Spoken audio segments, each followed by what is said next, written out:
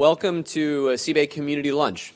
So every 2 weeks at the center, we'll host a conversation or an activity on career paths, on programs and activities that are going on at Yale. So today's event is the journey toward and beyond sustainability, how two distinct business paths led to a common realization. Vincent has been incredibly generous. He is a visiting fellow at the School of Management, has been working with us through the past year, and will continue in the coming year, engaging with students, working on projects here.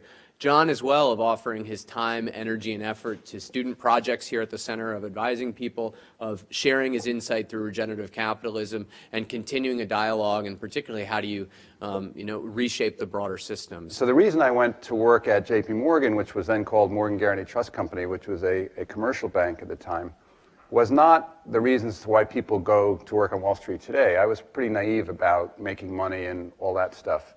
I genuinely had this passion to work on kind of global development, economic development, and if you had asked me when I was 25 where I thought I was going with my career, it would be, I'm learning about finance and someday I'm going to go work at the World Bank to, quote, save the world. But as the business matured and it got more of a, blocking and tackling, tough, competitive thing, as opposed to a creative thing, I got bored with it, to be honest. And then when the merger with Chase happened in 2001, I just left.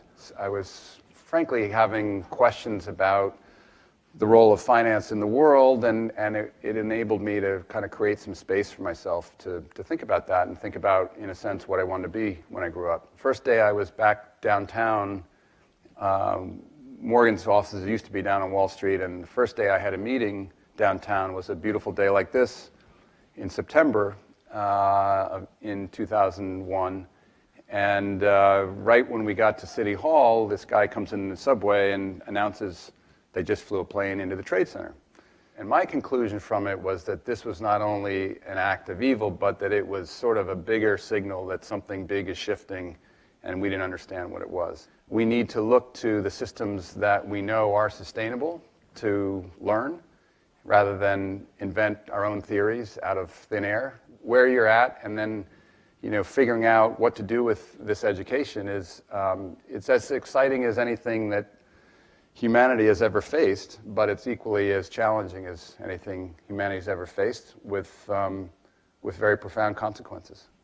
The job I intended to hold for 3 months and then go travel again in Europe ended up being more or less a 43-year project.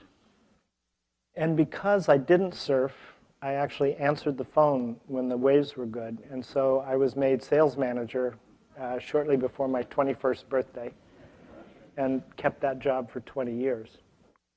There was no understanding when we got started in the 80s about the environmental crisis, and no feeling of responsibility for our actions as a manufacturer, or our actions as a company with a very deep supply chain, which we started to have when we got into clothing. So we decided to go organic in an 18-month period, and we had the resources. We had bought up enough cotton in the San Joaquin Valley to make our line. So we had a little bit of a revolt, and what happened is the employees came to us and said, there is not a single customer who's asking for this. What we did is we hired buses, and we took people 30 at a time out to the Central Valley, took them to a conventional cotton field and then to an organic field. When you got to the conventional field, the first thing you noticed when you opened the door to the bus was the smell, because it smelled of the chemicals. They're basically nerve gases that were developed World War I and World War II. And then we went to the organic farm, and it was like a real field.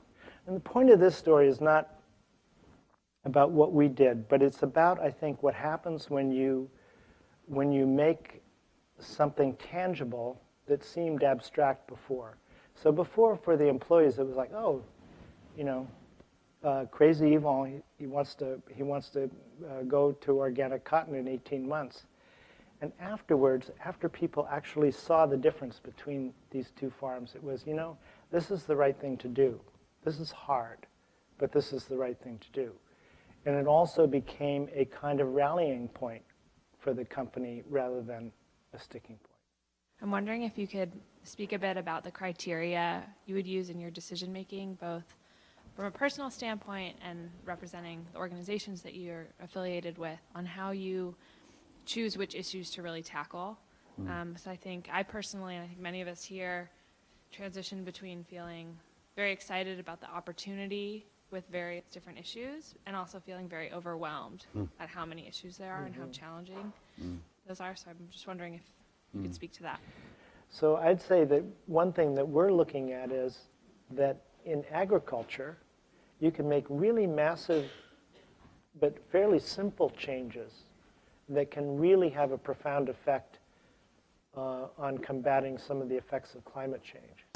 When I was working with a number of apparel companies over the summer for a DC trade association, we were looking at traceability issues, and companies talked about how Patagonia has this competitive advantage of getting the consumers who are really interested in having organic products. If we do that, then we won't be able to compete. We'll be losing money because they already have that identity. So these companies would just do the bare minimum for traceability and looking at their supply chain. What are your responses, both of you, to that kind of corporate mindset? So I do think that that becomes kind of an excuse. That if you say somebody else, if it doesn't give us a competitive advantage, we're not going to do the right thing. I don't think that that's good business anymore. The challenge is not to try to replicate Patagonia. The challenge is to create an entirely new value proposition, but that is absolutely built on core values and principles that are workable in the real world, the real context.